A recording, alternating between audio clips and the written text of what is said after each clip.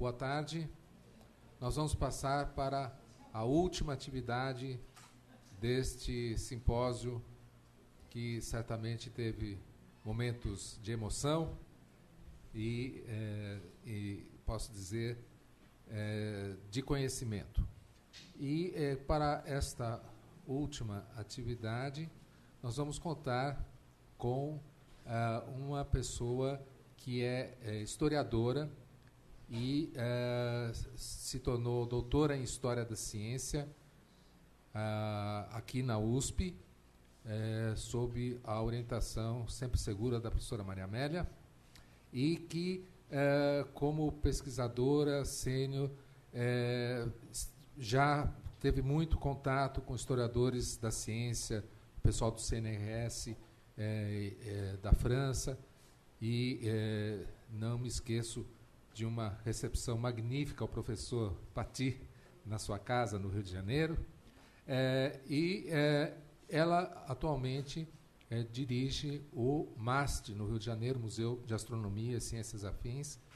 E, para quem não conhece, é um local onde se faz história da ciência e onde também há uma série de objetos relativos a instrumentos, por exemplo, e que tem tido também uma interação com vários professores aqui do nosso corpo do Departamento de História.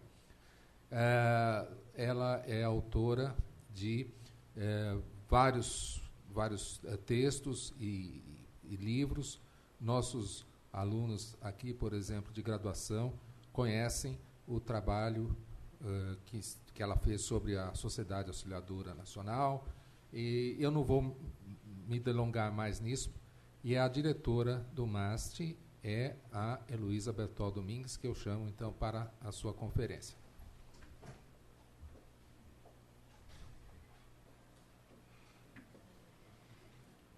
Boa tarde a todos. Eu, em primeiro lugar, quero agradecer esse convite. O microfone.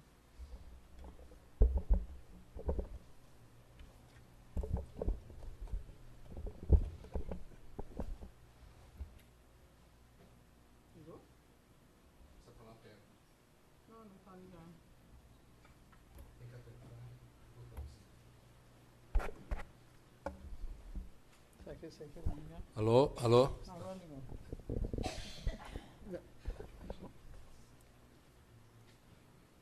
Já estou esquecendo, obrigada. Outra vez que pega. Aqui você alcança e aqui você volta. Aí já está inteiro lá. Aqui ele fica pequenininho, né? Bom, então deixa eu começar de novo. Eu acho que eu vou me sentar porque eu vou ficar mais à vontade aqui. Tem papel, tem computador. Eu primeiro quero agradecer, fiquei muito honrada com o convite do professor Gildo para fechar esse encontro tão importante de História da Ciência e Tecnologia. Quero dizer que eu não sou uma especialista em arquivos, mas, enquanto historiadora, eu sou uma usuária quanto mais deles, né? E tenho trabalhado muito pelos arquivos, e hoje dirijo uma instituição que possui um arquivo de História da Ciência, documental, que o professor Gildo esqueceu de citar, e que é uma referência, né, já reconhecida, e não só pelos seus instrumentos, mas por essa documentação que a gente tem lá. Eu acrescentei um subtítulo ao título que o professor Gildo tinha sugerido, Arquivos Científicos e História das Ciências, no plural, viu, Tomás?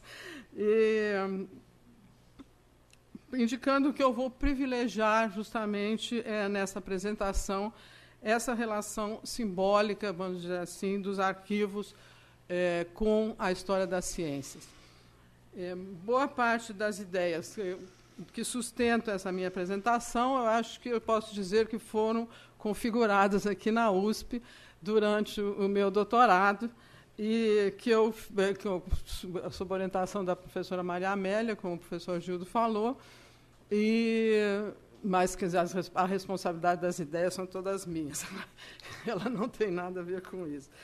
E essa formação, acho que se deu também num momento em que as ciências se socializavam, vamos dizer assim.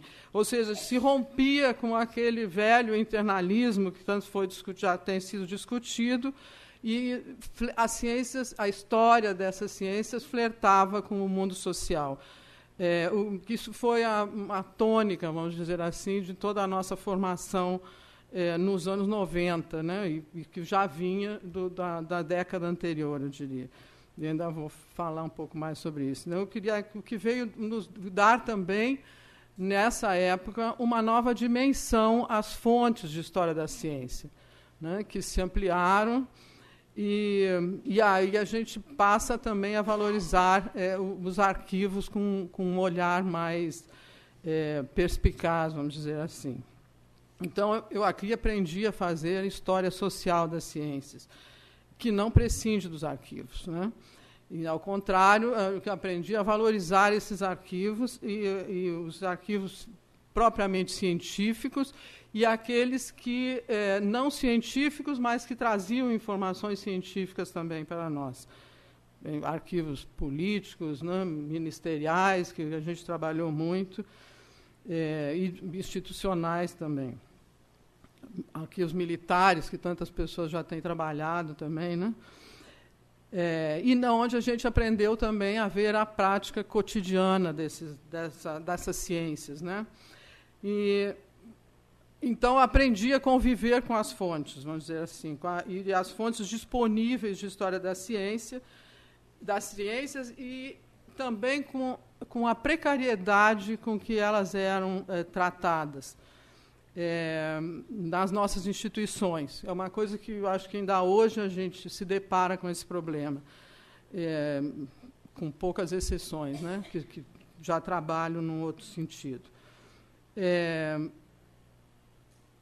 Esse valor histórico intrínseco das ciências não era da documentação não era tão percebido e internamente menos, porque, né, uma coisa que me chamou muita atenção nessa época, quando eu comecei a fazer levantamento de documentos institucionais, foi o fato de encontrar em algumas instituições pessoas de fora interessadas nos nossos arquivos, não só na pesquisa, mas na compra de arquivos, principalmente de cientistas. Eu cheguei a ver isso, que é uma coisa que chocava a gente e que mostra o quanto a gente muitas vezes não valoriza o que tem, né? E foi uma coisa que me tocou muito, eu acho que me instigou muito também a passar a trabalhar pela preservação dos acervos.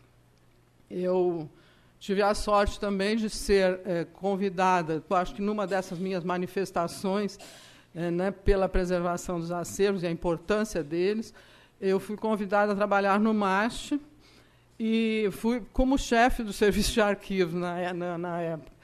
E, nesses últimos 20 anos, eu tenho, então, trabalhado a história das ciências e junto com esse incentivo à preservação dos acervos. É um trabalho que me orgulha muito de estar fazendo hoje no MAST, ter essa oportunidade de continuar fazendo no MAST. Então, a minha fala aqui ela tem muito dessa vivência, vamos dizer assim, de como eu fui entendendo, né, essa prática, vamos dizer assim, da história das ciências com os arquivos. Eu queria dizer que essa apresentação tem assim um pouco um vai e vem, digamos assim, mas que eu pensei em dois movimentos. Um deles é não é isso aqui que eu queria mostrar para vocês. O preservar a memória histórica, vamos dizer assim, das ciências, ou seja, olhando a história das ciências como chave dos arquivos científicos, de um lado. De outro lado, o contrário, olhando o arquivo científico como chave da história das ciências. Então, começando por essa questão da história da ciência como chave do arquivo científico, eu queria dizer que manter e preservar a memória histórica significa manter e preservar uma identidade social. Fazê-lo no momento atual de crise econômica e política, e, consequentemente, de crise de valores e de identidade, representa uma forma de luta surda pela manutenção dos nossos referenciais culturais e, a meu ver, que são os únicos pilares da manutenção da sociedade. Essa cultura que as pessoas, principalmente políticas, não entendem tanto, né? Então, acho que a gente tem um instrumento forte na mão que a gente não pode abrir mão dele. A tarefa de preservar documentos, seja de que tipo for, documental, sonoro, objetos materiais ou representações intangíveis, ou o tipo de arquivo que for, arquivos institucionais, arquivos públicos ou privados, implicam em imputar sobrevivência temporal aos documentos. E no caso de um arquivo histórico, a tarefa de preservação implica em imputar esse valor histórico, que é garantir a temporalidade ilimitada. E aí todo o trabalho técnico também que está por trás disso. Com base no Paul Ricoeur, no livro Memória, História e Esquecimento, a temporalidade histórica encontra no presente o seu referencial e a sua linha do passado ao futuro. Ela representa um agir comum no mundo social. Ele diz que a memória é um jogo de lembranças e esquecimentos.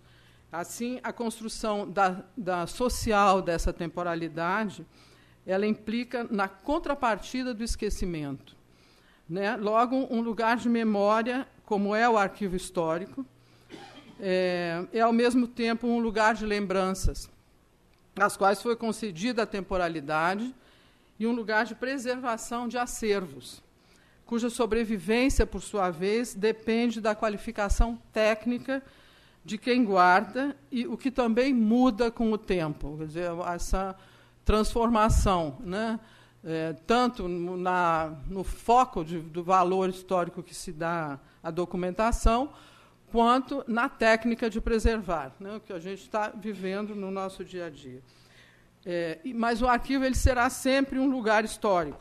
O nó, tanto do passado quanto do futuro, como diz o Ricoeur.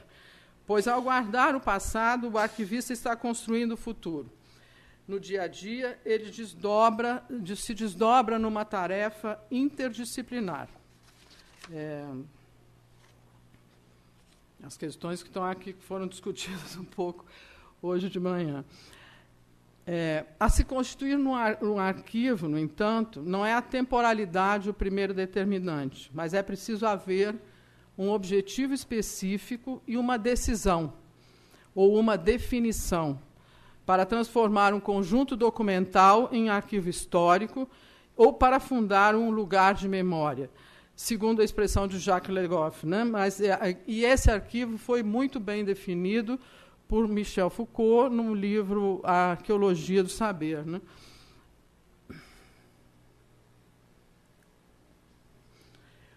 O MASH, no caso da sua criação, ele pode ser tomado como um emblema dessa ideia. Ele foi criado nos anos 80, quando, como eu falei, a história da ciência também se firmava, e com o olhar dos historiadores, historiadores de ciências também, né? E começava a se voltar para esses documentos científicos produzidos no nosso país.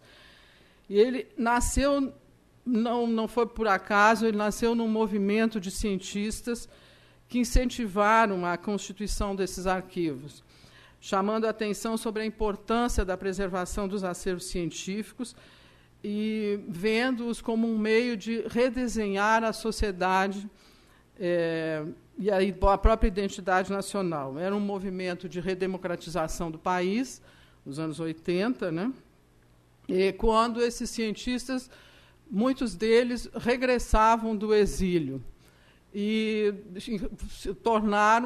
encontraram um país completamente modificado em relação ao que tinha deixado, né? A própria sociedade e mesmo as instituições científicas, né?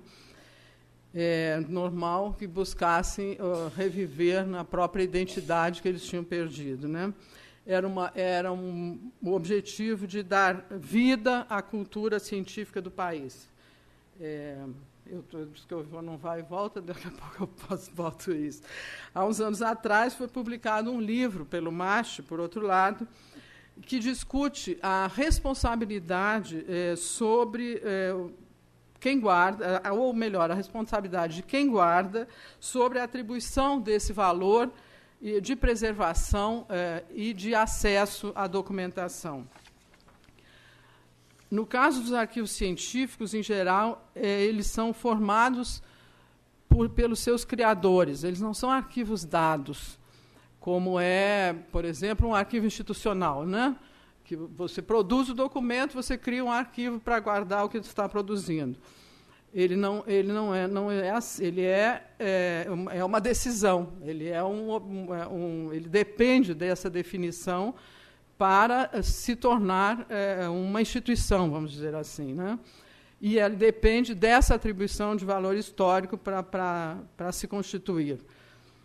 E foi este o caso do MAST, né? O Arquivo de História da Ciência do MAST foi formado de acervos doados ou herdados de outras instituições. Ele é um arquivo especializado em arquivos particulares de cientistas, que eu disse, uma coisa que me tocou bastante quando eu cheguei lá, porque eu comentei que eu tinha visto arquivistas de fora, ou historiadores de fora, comprando arquivos brasileiros, levando para fora. Nós temos na instituição hoje mais de 50 arquivos, acho que ainda são poucos, a gente tem espaço para guardar muitos mais. E arquivos institucionais. Dentre esses arquivos institucionais, a gente tem o arquivo do Observatório Nacional, do qual nós temos também a coleção de instrumentos, que é a base da nossa exposição histórica, né? Museológica, e os documentos, principalmente relativos ao século XIX e ao início do século XX. Nós temos o arquivo do CNPq, que data da época da sua criação, desde 51, quando ele foi criado, até os anos 70, quando ele se muda definitivamente para Brasília e deixa a documentação no Rio. Essa documentação ficou meio dividida em algumas instituições, um pouco no Observatório Nacional, um pouco no INPA, até a constituição do MAST, quando tudo foi reunido no MAST. Alguma coisa certamente se perdeu, né? E nós temos também, um desses os mais representativos que eu estou citando, temos também o arquivo do Conselho das Expedições Artísticas e Científicas. É um arquivo que durou, de uma instituição que durou, esse conselho, de 1933 a 1968, e consta de expedições científicas, principalmente estrangeiras, e algumas brasileiras que não eram institucionalizadas. Por exemplo, instituições que faziam trabalho de campo, como o Museu Nacional, por exemplo, ou o próprio Observatório Nacional, não estavam guardados, não tinham que ter a permissão desse conselho, porque era um conselho que dava permissão a essas viagens, né, de exploração, e elas podiam ir por conta própria, né? E as pessoas, em geral, os diretores dessas instituições, faziam parte desse conselho. Esse arquivo ele foi eleito em 2009 Memória do Mundo pela Unesco, ou seja, o valor histórico que a instituição tinha lhe imputado foi reconhecido chancelado, né, internacionalmente. Eu não sei se eu falei de um livro que é o MAST, mas, enfim, o MAST publicou um livro há pouco tempo, tem feito sistematicamente encontros desse tipo que você está fazendo aqui sobre arquivos científicos junto com a Casa Rui Barbosa. E, há uns anos atrás, publicaram um livro sobre os arquivos, uns anais de um encontro desses, onde um dos autores, alguns trabalhos chamaram a atenção quando eu preparei esse trabalho. Um deles é do Joy Anderson, que é do arquivo da Sociedade Americana de Física. Ele faz um relato muito importante sobre essa questão da imputação de valores, essa problemática, né? E que eles se defrontaram, num dado momento, na Sociedade de Física Americana. Ele diz que essa questão... relatou que a solução que eles encontraram quando se depararam com um arquivo que começava, como é que eu vou dizer, incomodar aos cientistas, porque estava lá morto, né? A solução que eles encontraram foi reunir os arquivistas, os cientistas, aliás, com os historiadores. E foram rever essa documentação e levantar, ou melhor, reunir algumas temáticas importantes desse arquivo e começar a divulgá-la. Uma delas que ele cita foi a coleção de documentos sobre a questão da energia nuclear, que ele diz que quando aquilo veio à tona, teve uma repercussão muito grande, inclusive sobre os trabalhos que vinham sendo realizados na física, né, sobre o tema. Então, o que chamou mais atenção dos cientistas sobre a importância, né, de divulgar e de dar reconhecimento a essa documentação. Eles, quer dizer, então, eles conseguiram reinterpretar e dar vida ao arquivo em função desse diálogo, vamos dizer assim, que mantiveram com os cientistas, e aí eles e o que rende também é recurso financeiro para manter o arquivo, né?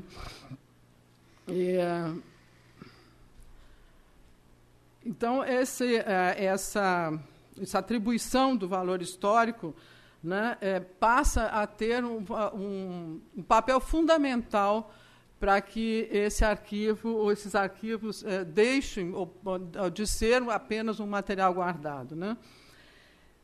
As iniciativas atuais e que decorrem dessa conscientização desses arquivos antes considerados mortos, como a gente tem na maioria das nossas universidades, né, situam-se nessa confluência do objetivo atribuído ao arquivo e a concessão da temporalidade. Então, nessa linha de ação, encontra-se também a questão dos descartes de documentos, daqueles que serão condenados ao esquecimento, como diz o Riquet. Isso é uma atividade também e uma responsabilidade também que os arquivistas se deparam. No nosso caso, a gente tem uma sistemática, vamos dizer assim, e trabalha junto com o Arquivo Nacional, que tem essa atribuição de guardar, vamos dizer assim, ou de aprovar o que pode ser descartado ou não desses documentos. Então, quando a gente faz uma organização de arquivo, faz-se listagem, já estava comentando agora o caso, faz-se listagem dos documentos que são passíveis de descarte, quando são muitas duplicatas e coisas desse tipo, e manda-se para o Arquivo Nacional para chancelar essa atividade. Senão, não se descarta. Na verdade, o diálogo entre o que são critérios técnicos, né, para a manutenção do conteúdo da informação e o seu valor social é absolutamente necessário e está em constante renovação, pois tanto os valores mudam quanto as técnicas se aperfeiçoam. Num outro artigo desse mesmo livro que eu citei, foi levantada a questão de como proceder, no caso dos arquivos científicos, com a gestão documental do ambiente do laboratório, pois esses incluem acervos textuais, acervos fotográficos, acervos materiais, como no caso de um arquivo de um laboratório químico ou de um laboratório biológico, né? O biológico tem material vivo também, né? Então, E, dependendo de cada ciência, você tem um tipo de material. Então, como buscar, como fazer essa preservação desses acervos?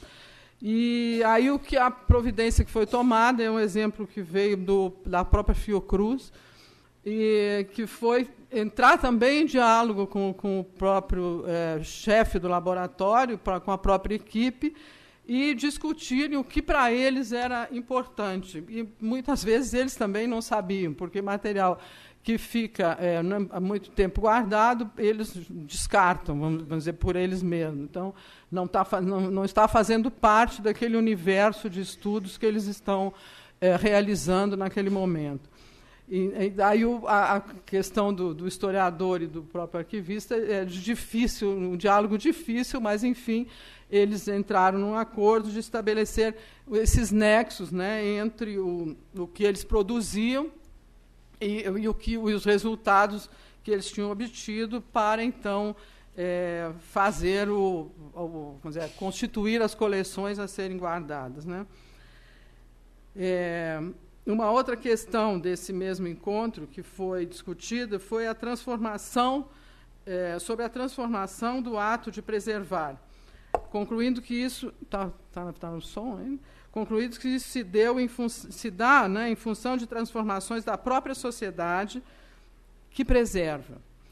O saber fazer da preservação adapta-se a situações novas e atualiza-se o que é estratégico para a manutenção dos acervos documentais de toda a ordem. Então, o objeto existe, então, enquanto um elemento a ser preservado, quando lhe é imputado valor histórico, cultural e artístico, né, nessas categorias. Então, é por isso que eu falei no início que a história da ciência é a chave para a formação do arquivo científico. Mas, por outro lado... não, isso aqui... Deixa eu voltar. O arquivo científico é a chave para a história das ciências. E aí eu vou me reportar a uma série de artigos que foi publicada na revista AISES, na seção Focos dessa revista, em março de 2016. A seção chamou-se A História dos Arquivos e a História das Ciências. E ela introduz, né, os artigos que seguem com algumas questões, que são essas que eu já tinha posto aqui. Como a consciência do arquivo histórico pode nos ajudar a reconceituar a história das ciências ou reavaliar o trabalho de historiadores das ciências. Como um arquivo formado nas camadas do tempo, cujos registros são mantidos ao longo dos séculos, podem moldar as narrativas históricas que escrevemos. Como o conhecimento científico que emerge dos arquivos ganha autoridade e autenticidade. Por fim, não é no fim dos artigos, mas eu coloquei aqui, como os arquivos digitalizados estão transformando as práticas da história, que é hoje a técnica, né, que está aí na nossa porta. O que elas comentam dessa história, né, nessa sessão, que foi escrita, a introdução foi escrita por Elizabeth Yale, da Universidade de Iowa. Ela começa lembrando que, ao ser criada a imprensa, no século XVI, um padre beneditino, Johannes Trithemius, comparava os pergaminhos, que já se sabia o quanto tempo durava, com a recém-criada imprensa, criada para não mais se copiar livros à mão. E Trithemius se perguntava, o impresso, sendo um material papel, em quanto tempo desaparecerá? É a grande questão que os arquivistas se colocam até hoje, né? A invenção do impresso, enquanto um objeto que se podia carregar, e aqui eu botei uma imagem que eu tirei da internet, que é o próprio Gutenberg mostrando o material impresso. né, enquanto um objeto que se podia carregar era o chamado tipo móvel, né,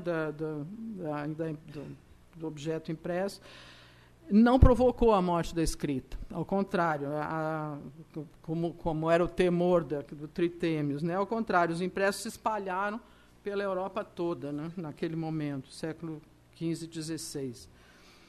O mesmo se diz hoje dessas novas tecnologias da era digital, que se viriam eclipsar os processos antigos de escrita e de comunicação. E quanto tempo isso vai durar? Muito material já tem se perdido, porque não se transforma, né, o suporte rapidamente e perde-se a forma de transcrevê-los, né? Mas quando em cada momento se observa exatamente o contrário, quer dizer, a escrita, como os documentos digitalizados aumentaram em muitas vezes a capacidade de circulação das ideias, dos documentos e das publicações, né?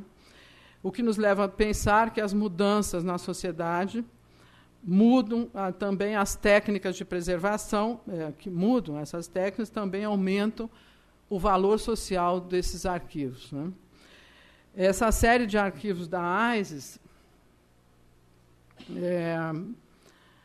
ao tratar da história dos arquivos científicos, mostra que eles começaram nos velhos gabinetes de curiosidade, que antecederam, né, pode-se dizer assim, de certa forma, os grandes museus de história natural que encantaram o mundo do século XIX.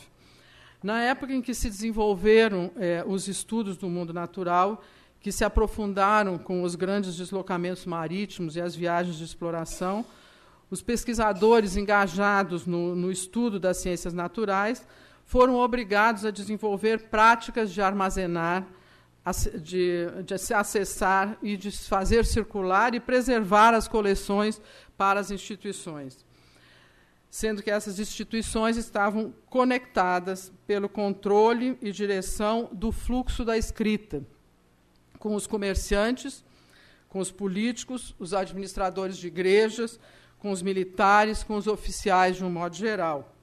E com o mundo colonial, ou seja, com os colonizadores.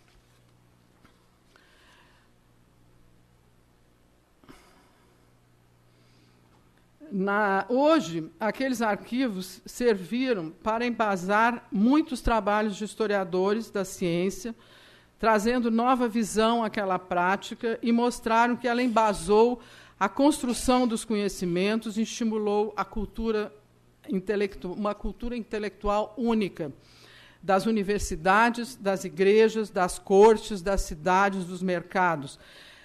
Ou seja, cria digamos assim, um discurso unificado, né, e uniforme. Não somente ela estruturou velhas disciplinas e gerou novas, mas também encorajou o crescimento massivo de exércitos armados, que suportou a expansão e a consolidação dos impérios, estimulou as transformações comerciais e também, como os arquivos mostram hoje, ela subestimou o crescimento do estado da arte das informações.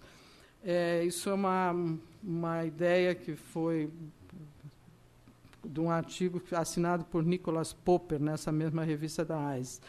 E eu achei importante porque, quando a gente estuda, né, essas instituições e essas coleções que vêm dessas explorações do século XIX e continuaram, XVIII, enfim, de antes também, principalmente século XVIII e XIX, que quando se dá o colecionismo, vamos dizer assim, né, maior, percebe-se exatamente isso, né, essa unicidade, vamos dizer assim, de um discurso científico por disciplinas, né?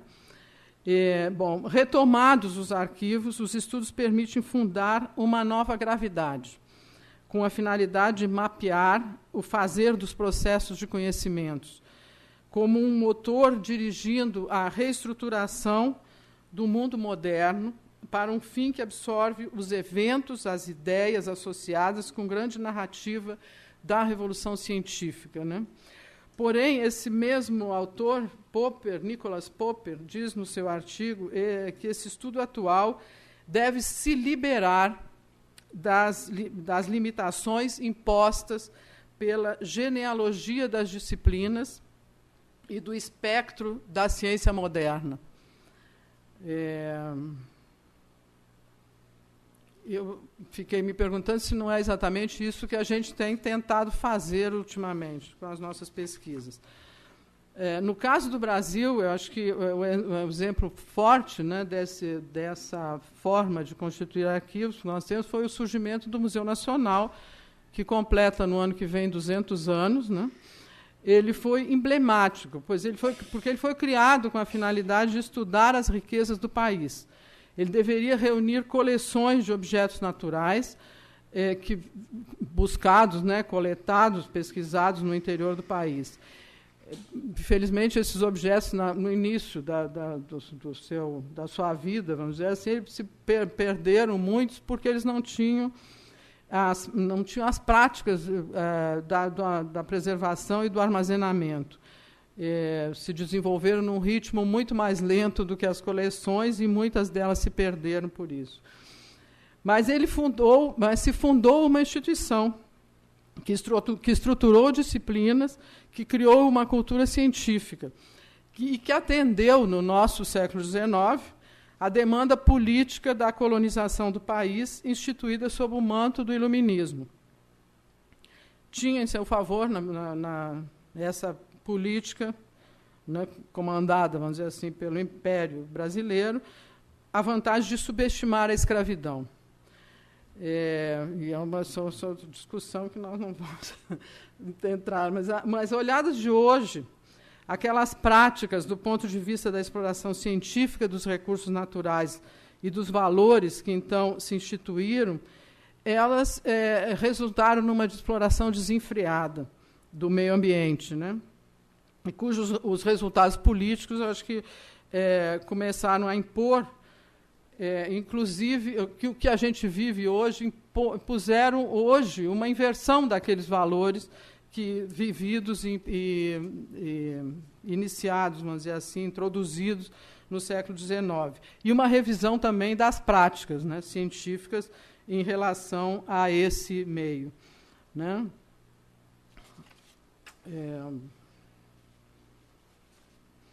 Bom, os trabalhos que vêm discutindo essa relação do fazer arquivos, né, o constituir coleções com a história da ciência, tem tomado também, tem forçado, vamos dizer assim, os historiadores da ciência a tomarem uma posição sobre o uso político desses arquivos, o que permite questionar os valores sociais que a ciência moderna fundou, né? Questionaram, por sua vez, a política científica que cada vez mais impõe suas prioridades sobre os rumos do conhecimento.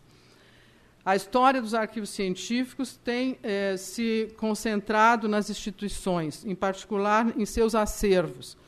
Se antes esses arquivos eram entendidos como instrumentos para expandir o controle político e econômico dos nascentes impérios coloniais da Europa moderna, hoje têm sido entendidos como fonte de estudos capazes de transformar a história científica dos conhecimentos e essa história dos conhecimentos e também instrumentalizar o potencial social que eles contêm. Esse é o Museu Nacional.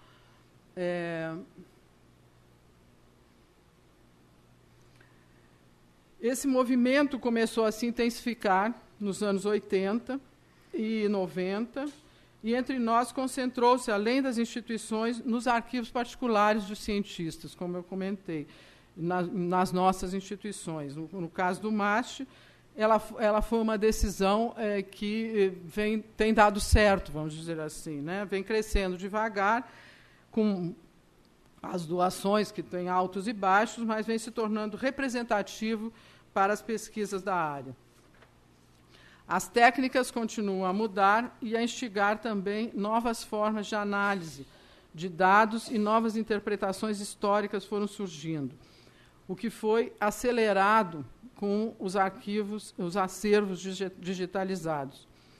E acho que hoje é o grande passo, né, que está se dando nessa linha de preservação de acervos e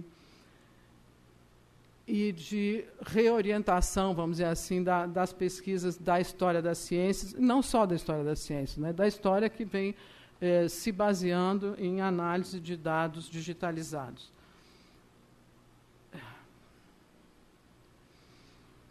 Os historiadores das ciências que exploram as culturas científicas como culturas da escrita movimentaram e estocaram massas documentais em papel. Hoje, com os arquivos digitalizados, estão cada vez mais imersos numa sobrecarga de informação. Explora-se os sites dos arquivos como espaços onde a história das ciências não termina no momento em que os documentos foram ali depositados.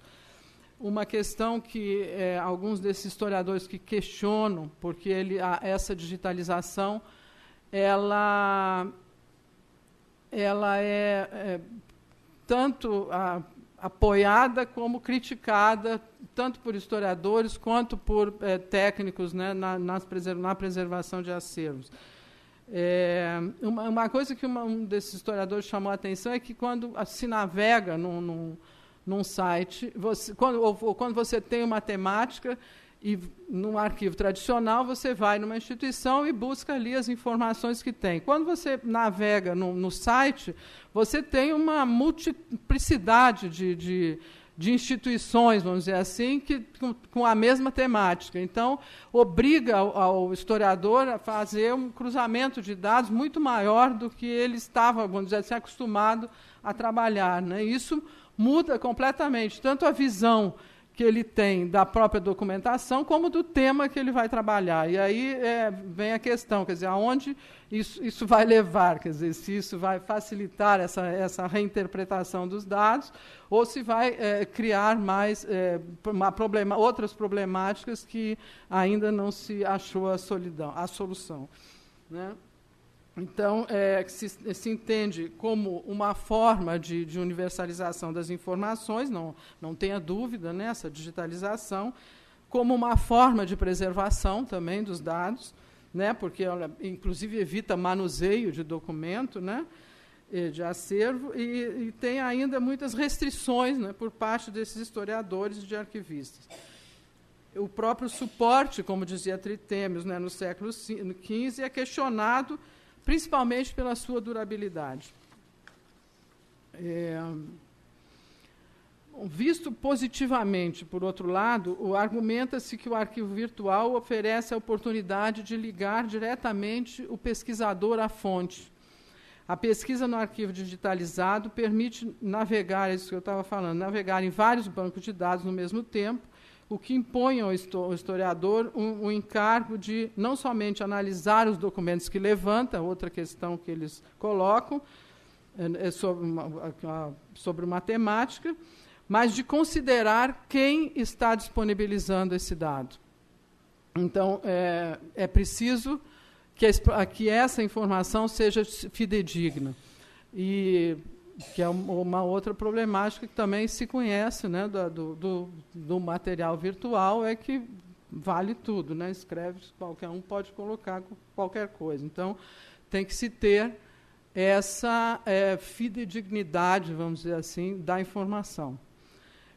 E esse é um problema que se defrontam os pesquisadores. O arquivo virtual, tornado de acesso público, ele pode criar uma dificuldade, vamos dizer assim, de perpetrar fraudes acadêmicas pelo ataque de fabricantes de documentos, uma vez que os cientistas têm sido instados também a disponibilizar os dados em repositórios públicos, né? Essa é uma outra discussão, né, que está aí colocada para os cientistas. Então, questiona-se nesse sentido se o arquivo virtual não estaria tomando o lugar do historiador. E aí fica a questão para a gente pensar. No Brasil, eu vou começar falando do Brasil, mas eu queria lembrar como é que esses arquivos científicos, eu já falei um pouco do Museu Nacional, mas esses arquivos científicos foram ganhando uma valorização, né, nessas últimas décadas, vamos dizer assim. E eu queria começar lembrando uma ideia do François Hartog, que diz que na década de 80, quando, né, o progresso, diz ele, galopava a passos largos, com o início da revolução da informática, dos satélites e dos grandes programas de biotecnologia. Logo viria a globalização e a economia mundial, dando vantagem à mobilidade e fazendo apelo ao tempo real. Porém, simultaneamente, diz ele, fez-se apelo à herança mundial, que nasceu na Unesco e foi reafirmada pela Convenção onde foi reafirmada pela Convenção de 1972 para a proteção do patrimônio mundial, cultural e natural. Pode-se dizer que as nossas instituições, como eu falei lá no início, de História das Ciências, com os seus arquivos, como o do MASH, nasceram engajadas nesse movimento de valorização da herança mundial. Mas, concretamente, foram resultado do movimento de um grupo também de cientistas que reivindicaram, né? E isso tem uma reunião emblemática realizada no Observatório Nacional em 1983, onde se reivindicava, um grupo de cientistas reivindicava a criação de uma instituição nacional que configurasse a cultura científica do país e cultivasse a memória histórica. Visavam constituir justamente uma identidade científica para o Brasil. Ao mesmo tempo, atuavam diretamente sobre a política científica. Eles eram cientistas que tinham tanto construído as instituições onde tinham trabalhado, como agora estavam preocupados em perpetrar essa memória, né? Buscavam, com a história, não somente lembrar o passado, mas mostrar o quanto era preciso ter consciência e preparo para fundar uma cultura científica. Instituições científicas não se criavam sem o nó duro do conhecimento. O projeto criador daquelas instituições pode ser resumido numa frase, que eu acho que é a próxima, de uma carta que saiu daquela reunião que eu falei, dirigida ao presidente do CNPq e assinada por um grupo de cientistas, desses cientistas que estão citados aí, né? A verdadeira imagem de um país é dada pela cultura do seu povo, razão por que devemos nos bater pela ciência e por instituições que instrumentalizem positivamente a sua memória no seio da vida nacional. Essa é uma frase dessa carta, que foi assinada por Carlos Chagas Filho, que era diretor do Instituto de Biofísica, na época ainda já era a Universidade Federal do Rio de Janeiro. Maurício Matos Peixoto, matemático, que era então presidente da Academia Brasileira de Ciências. Mário Schember, que vocês conhecem, desse grupo, era o único que era ex-exilado, que tinha voltado há pouco para o país. Clodoaldo Pavan, que na época também, Schember, Pavan, Simão Matias e Shoso Motoyama, todos da USP. O Pavan era também presidente da SBPC nessa época. Simão Matias, professor de Química, né, e foi um dos também lutador aí, né, pela história da ciência, e o Shoso Motoyama, que todos aqui conhecem, pelo papel que ele desenvolveu para a história da ciência brasileira, né? E Fernanda Moro, a única mulher, ela era arqueóloga, acho que ela ainda está viva, é arqueóloga, e ela, nesse momento, ela era representante do o ICON, né? A Instituição de Museus da Unesco. Essa carta foi de agosto de 82, na verdade. Então, eu diria que, nesse momento, foi plantada a semente de instituições como o MAST, como a Casa de Oswaldo Cruz, que veio depois, e como a própria SBHC, que também nasceu logo depois desse movimento, né? Então, por isso que eu posso dizer que o MAST e essas outras instituições foram criadas desse movimento, mas dentro desse movimento também da herança mundial, né? E hoje isso é tão mais emblemático, vamos dizer assim, que o MAST, além do arquivo que eu citei, que é a Memória do Mundo da Unesco, ele, em 2015, ele já era a coleção toda do MAST, como o conjunto arquitetônico. Essa é uma foto do prédio, onde é o nosso prédio principal das exposições. O conjunto arquitetônico e as coleções de instrumentos e um dos nossos arquivos foi tombado logo em 86, logo depois que ele foi criado, pelo IPHAN e pelo INEPAC, que é o órgão estadual de proteção do patrimônio histórico.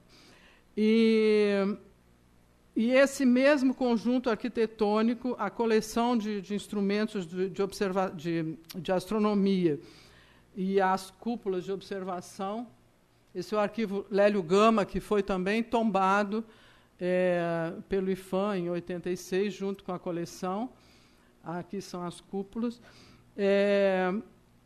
Eles foram reconhecidos pela Unesco, juntamente com a Associação Internacional da Astronomia, IAU, na sigla em inglês, como ponto focal nacional da herança mundial de astronomia, o que coloca como potencial candidato a patrimônio da humanidade, junto com outros observatórios, né, antigos observatórios do mundo, né, da América Latina.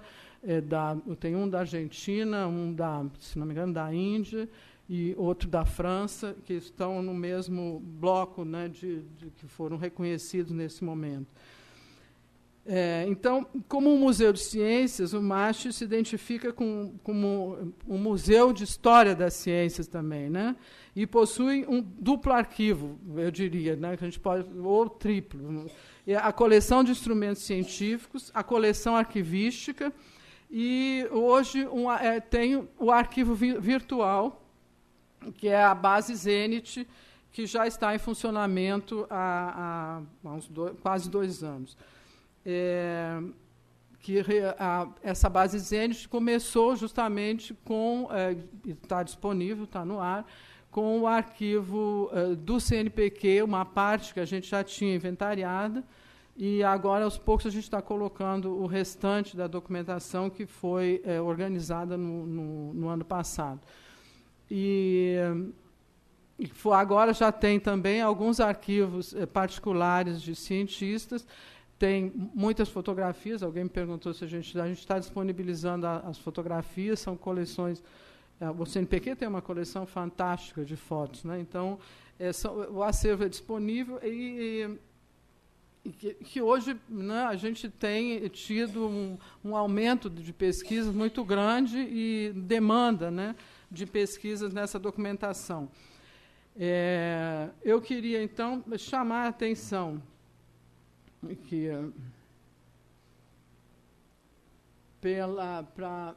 esse é um laboratório de papel que a gente tem também, que faz parte das técnicas do arquivo, né, a preservação física da documentação. Bom, eu queria falar rapidamente de resultados, vamos dizer assim, concretos que a gente está obtendo desses exemplos, 2 exemplos rápidos que a gente está obtendo dessas pesquisas. Uma delas, eu ia chamar a atenção para um projeto que está sendo desenvolvido por uma equipe de, basicamente, pesquisadores bolsistas, porque a gente também não tem tanta gente, que é uma base de dados de cientistas. Esses dados estão sendo levantados no arquivo do CNPq, onde a gente está levantando bolsas, os beneficiados com bolsas e auxílios do CNPq. E, logicamente, daí as instituições. E eu trouxe aqui só esses números, porque são ainda muito pequenos, de uma primeira planilha que se fez há alguns anos atrás. Hoje ela já está em base de dados, de fato, num sistema, dentro de um sistema de informações, que deve, até o final do ano, estar no ar também. Está se trabalhando para isso, a Adriana está aí, tem participado dos trabalhos. Então, as primeiras planilhas foram levantadas já há alguns anos atrás, apurou-se para os primeiros anos esse número pequeno de benefícios, e esses são benefícios institucionais, na verdade, não são, porque como o nome vem acompanhado da instituição, e eu vou mostrar aqui um exemplo, não sei se dá para ver, acho que é meio pequeno, né? Isso foi uma planilha já agrupada pelas instituições. É um exemplo de como é que a gente formava isso. Na verdade, o nome do cientista é que vem em primeiro lugar. Aqui, porque foi um levantamento institucional. É um projeto ambicioso de se levantar todo o conjunto de beneficiados com bolsas e auxílios do CNPq desde que ele foi criado, até agora, os últimos anos. Já existe o nosso trabalho lá está concentrado, como eu falei, até os anos 70. A gente já tem nomes levantados até 68 e agora avança já para a década de 70. E tem uma parceria com um grupo da Unicamp que fez um levantamento também. E a gente agora está conversando para unir as duas bases e fazer uma grande base de cientistas. Só que eu queria trazer como exemplo do que o arquivo pode produzir, e, nesse caso, produzir a partir do dado já digitalizado, só para chamar a atenção. E o outro que eu ia trazer é um antigo trabalho que eu tenho muito carinho por ele, é o trabalho do antropólogo Luiz de Castro Faria, de uma expedição que foi realizada em 1938 ao Mato Grosso, que era chefe da expedição Lévi-Strauss, Claude Lévi-Strauss. E o Castro ele doou o arquivo dele para o MASH, dizendo que ele já não trabalhava, já tinha parado de trabalhar nos anos 2000, e dizendo que, a partir daquele momento, o arquivo não mais seria usado por ele profissional, e sim o interesse deveria ser dos historiadores da ciência. Então, foi com esse objetivo que ele doou o acervo dele para o MASH. A gente fez um primeiro levantamento, e essa documentação já vinha sendo trabalhada em função dos 60 anos da expedição, e então se publicou esse livro, que é o diário de campo dele, e então, é um bom exemplo que eu quis trazer, porque eu trouxe o livro, que eu vou dar de presente para o Gil, ele é velho, mas ele é sempre bonito, que são é o diário de campo com as fotografias que ele fez, que são muito especiais. Eu não consegui fotografar muito, eu não sei se dá, mas posso até deixar circular um pouquinho, porque é um exemplo do que o arquivo pode produzir. Por isso, com essa é a minha intenção de mostrar esse trabalho, que ele teve muito reconhecimento, a divulgação dele aumentou barbaramente a demanda de consultas, né, a esse arquivo especialmente. Nós temos tido demanda de fora, muitas demandas, muitas publicações, têm reproduzido fotos desse livro, basicamente, que são as conhecidas. Então, assim, eu quis trazer para mostrar justamente a dimensão que um acervo como esse, preservado e divulgado, ele pode ganhar. Ele não só muda a nossa interpretação dos fatos históricos, que a gente sabe que, levantando a documentação, a gente faz isso, mas ele também, a própria reprodução dele instiga outras pesquisas, ou seja, multiplica o conhecimento muitas vezes. Então, por isso eu trouxe o exemplo, e eu fico por aqui. Muito obrigada.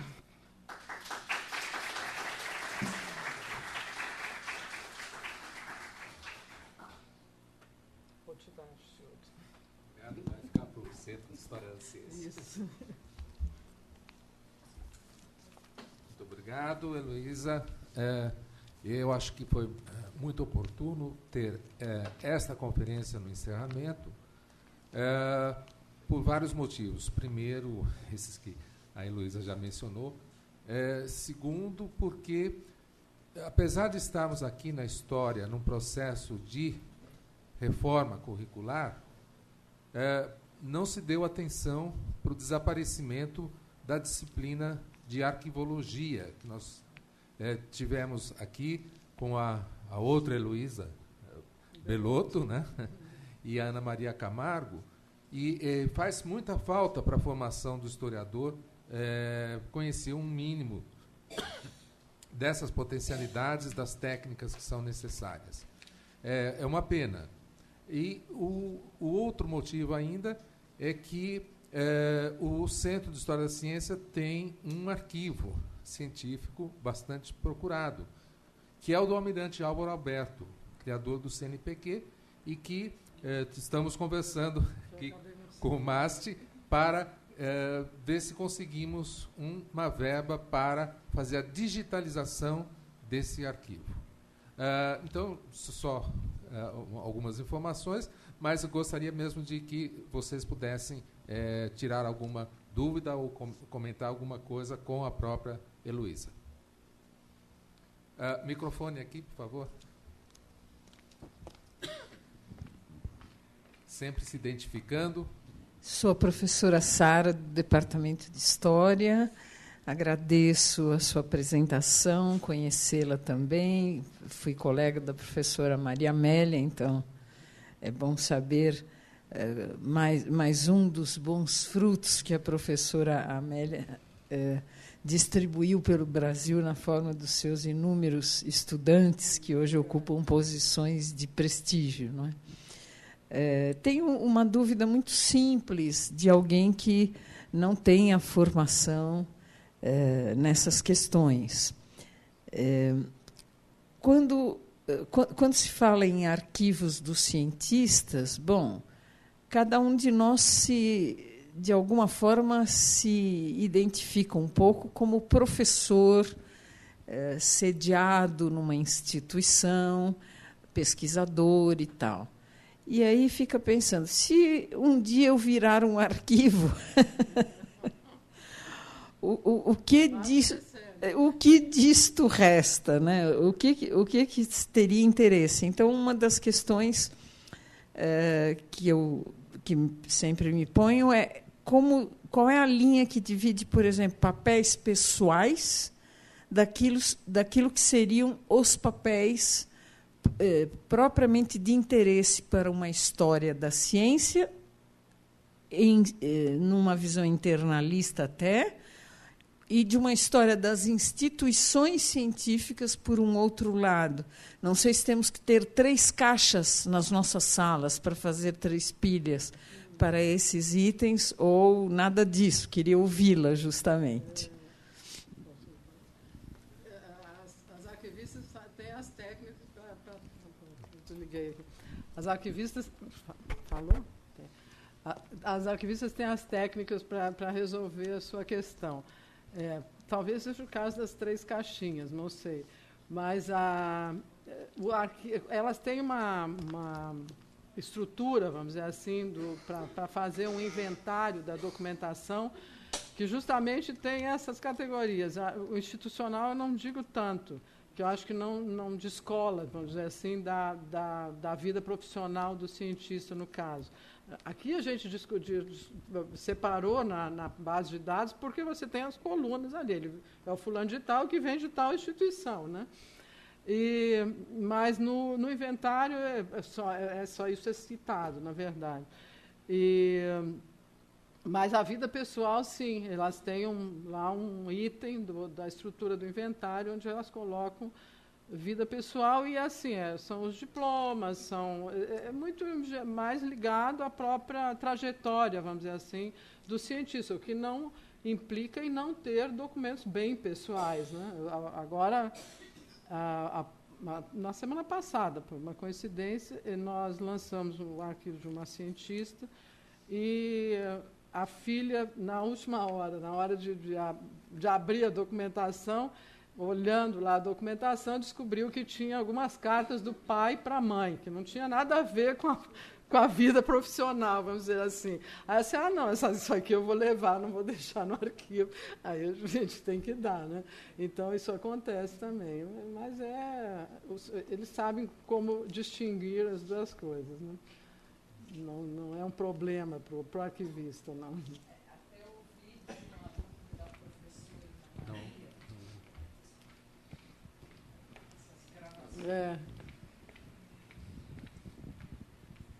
Ouvi de um aluno da professora Ana Maria Camargo, que o professor Gildo citou há pouco, cuidava dessa disciplina e também formou gente para os novos cursos de arquivologia que já tem em outras universidades, na nossa ainda não, acho, né? Que muitas vezes aqui na nossa própria USP, ele andou fazendo pesquisa e achou caixas com esses papéis pessoais de professores que foram guardadas pela boa vontade, assim, por razões absolutamente aleatórias, assim, algum funcionário que pensou, nossa, o professor era tão bom, vou guardar essa caixinha. Ou, assim, por motivações... Só que esse funcionário se aposenta, vai embora, e aquela caixinha fica lá esquecida e aquilo desaparece. Ele fez, acho que uma das pesquisas dele de doutorado, mestrado, foi nesse sentido, e achou um monte de papéis conservados sem critério nessas condições, por esses motivos assim acidentais, vamos dizer, né? Que é uma pena, né? É por isso que eu saliento muito essa, vamos dizer, decisão do MAST mesmo de guardar nos arquivos particulares, nesse sentido, para que isso não se perca dessa maneira. Daqui da USP a gente sabe de alguns casos bem complicados. Mais pergunta? Comentários? Yes, Professor Fox. Microphone. Yeah. I'm afraid I have to ask my question in English for obvious reasons, but I just wonder if you have any reflection on the effect of digitization on the work of archives and on the services that we as historians look for from archivists and from archives. Do you think digitization is going to, or in what ways do you think that digitization projects are going to change the nature of archival work? Eu acredito. Eu acho que transforma essa natureza do arquivo, de uma certa forma, ele dá uma facilidade muito grande para a pesquisa e eu acredito muito na qualidade, vamos dizer assim, da preservação do dado. Embora eu acho que a gente tenha esse problema do suporte, que a informática muda muito rapidamente, mas eu acho que, mesmo assim, vale a pena a gente se transformar também esse suporte e manter a preservação desse. Não vamos mais, eu acho que, não sei por quanto tempo, mas não vamos mais poder abrir mão dessa técnica, da digitalização. Eu não sei se é isso a pergunta. I can translate it later for you if you didn't catch everything. Are you satisfied? No, translate it, please. Okay. Ele entendeu. Mas eu respondi. It's very self-indulgent, I'm so sorry. Okay. Mas não temos muitas reflexões, não, sobre ainda não, sobre os efeitos disso, acho que ainda não tem muitas, não. Can I just raise a concrete example, which I think Professor Jules dos Santos will know, at the Chemical Heritage Foundation in Philadelphia? They are in the process of acquiring a very big archive at the moment. And the plan may well be to digitize that archive immediately if they can find the funding. So the papers are preserved, but access for scholars is actually through the digitized version. So you have a large number of papers stocked there, but actually they will never be touched. But the digitized version may well be touched. I think that's the sort of situation I could imagine becoming more increasingly common. But Eu entendi que aumentou muito a produção.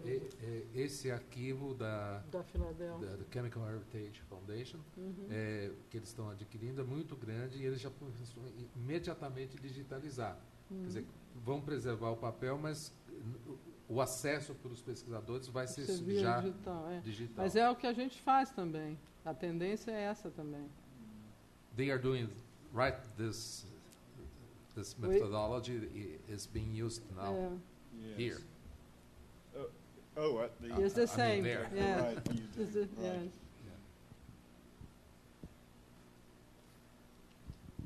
yes. Sim, uma lá atrás.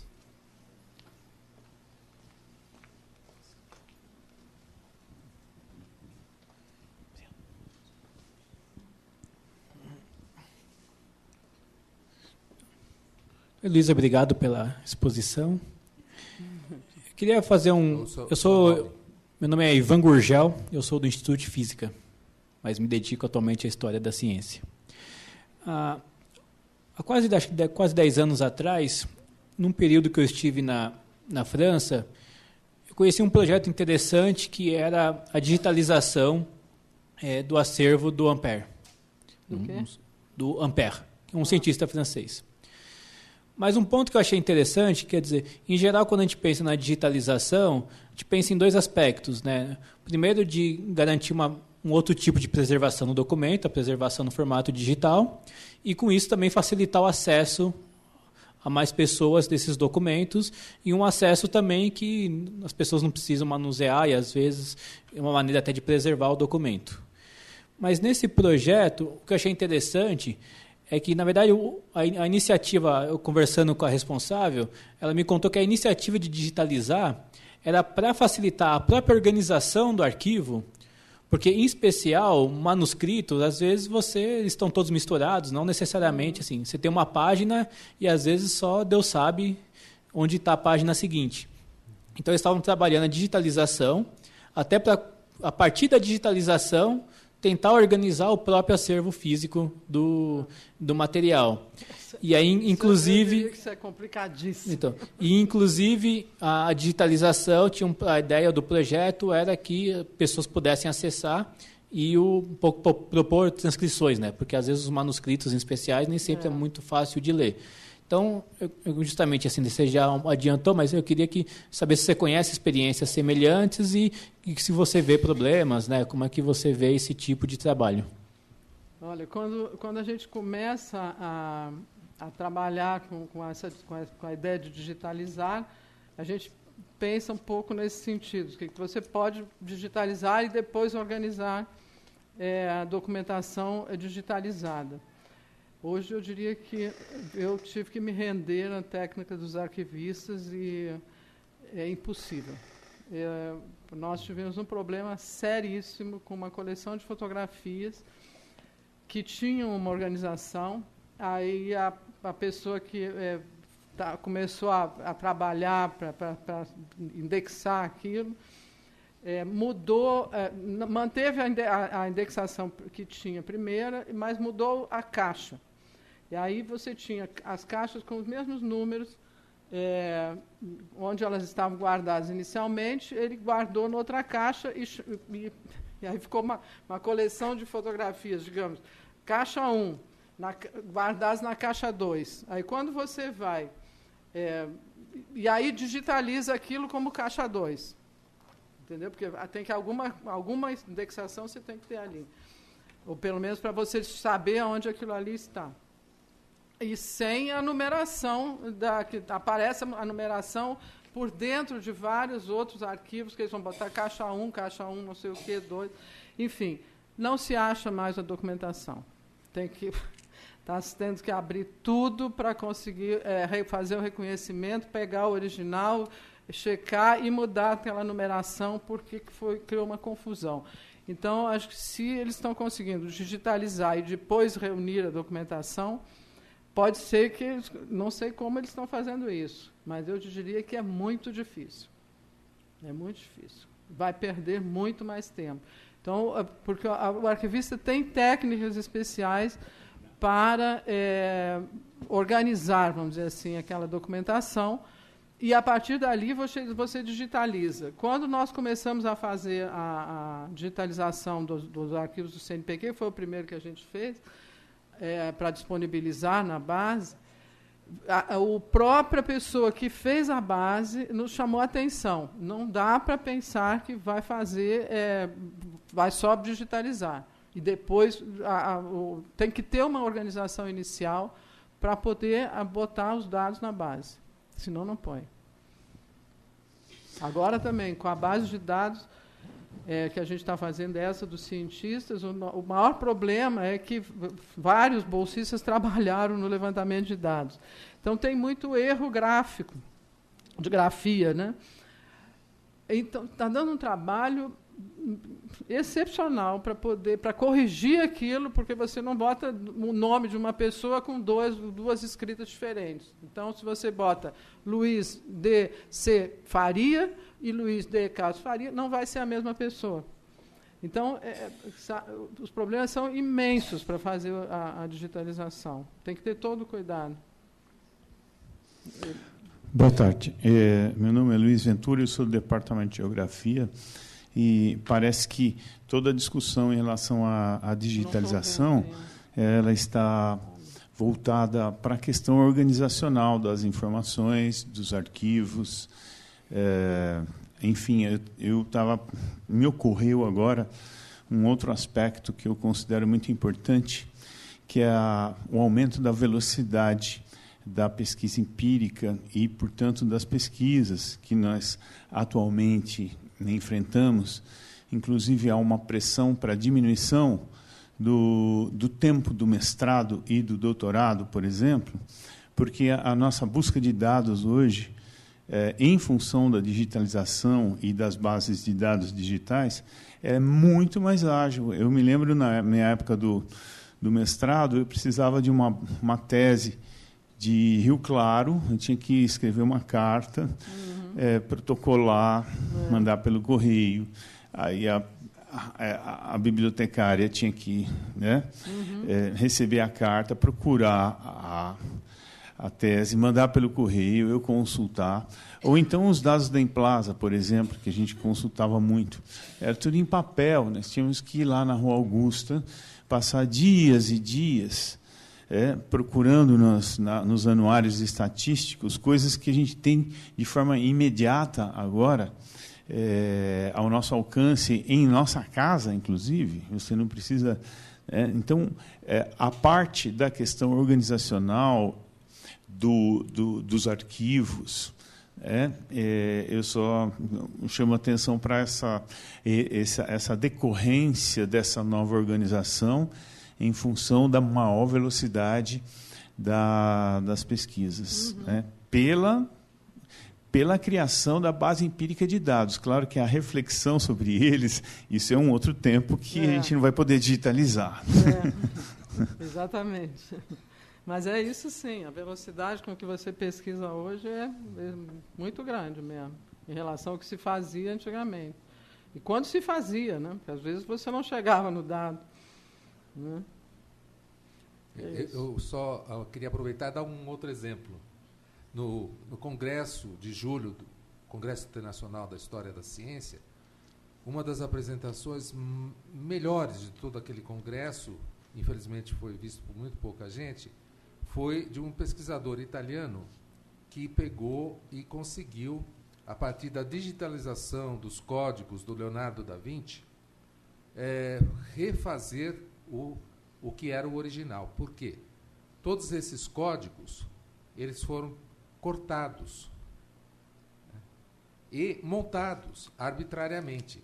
Então, o código da Vinci de Windsor, por exemplo, e um código na França, tem pedaço do outro. E os vários códigos do Da Vinci que estão por aí, e ele só conseguiu fazer isso porque estava digitalizado e ele conseguia fazer coincidir as marcas de quem rasgou o desenho do Da Vinci. Então, ele nos apresentou o que era o original e muda completamente a concepção que a gente tem do trabalho do Leonardo.